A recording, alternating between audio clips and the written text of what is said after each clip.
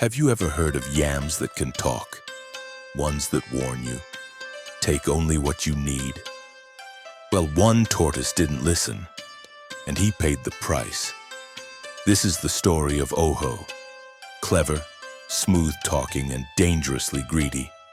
A tortoise whose hunger was louder than his wisdom, and whose shell still carries the weight of his choices. Let me tell you what happened. Long ago, when animals walked like humans and the trees whispered secrets to those who listened, there lived a tortoise named Ojo. Ojo wasn't just any tortoise. He was clever, smooth-talking, and most of all, very greedy. He had a reputation across villages for always showing up where food was plentiful and disappearing when it was time to work. In the village of Edu, people had learned to be careful around him. At festivals, he'd flatter his way to the elders' table. At harvests, he'd promise to help gather crops only to eat them behind the barn. And every time he'd smile that slow, cunning smile and say, "My people, it is the hunger in the belly that makes the hands move fast." Then came the long, dry season.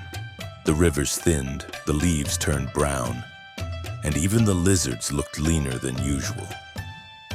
People tightened their wrappers and counted their yams twice. But Ojo was restless.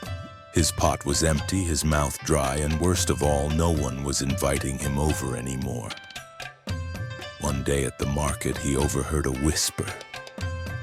Two old women were gossiping near the palm oil stall, voices low and cautious. They spoke of a secret yam farm deep in the forest, guarded by talking yams and forest spirits. It was said the yams could grow even in the worst season, and if you found them, your hunger would end. Ojo's ears perked. Talking yams? Yams that defy the weather? He licked his lips. That night, while the village slept, he packed a basket and set off alone, his mind full of food and his heart full of plans.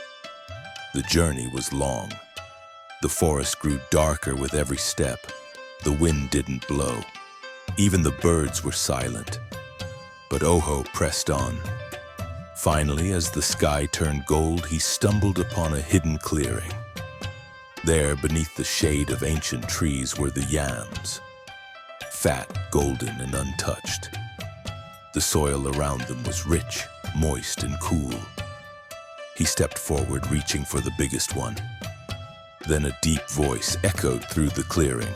It wasn't a growl nor a whisper. It was something in between. It said, "This is the farm of the talking yams. Take only what you need. One, no more." Ojo froze. He looked around but saw no one. Only the yams stood tall as if watching him. He swallowed hard and nodded. "One," he murmured. "Only one." He picked the largest yam and placed it gently in his basket.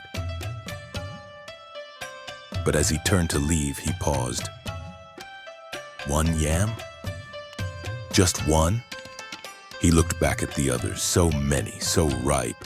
Surely no one would notice if he took another, or two, or three.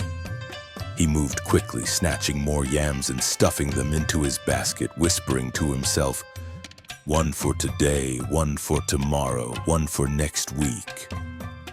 He was grinning when he heard it. A rustle, then a whisper, then a chant. "Greed brings disgrace. Greed brings disgrace." The ground trembled. Vines shot up from the earth and wrapped around his legs, his arms, his shell. He struggled, dropped the basket, but it was no use. The yams began to glow. The chant grew louder.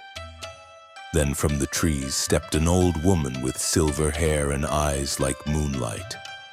Her feet didn't touch the ground.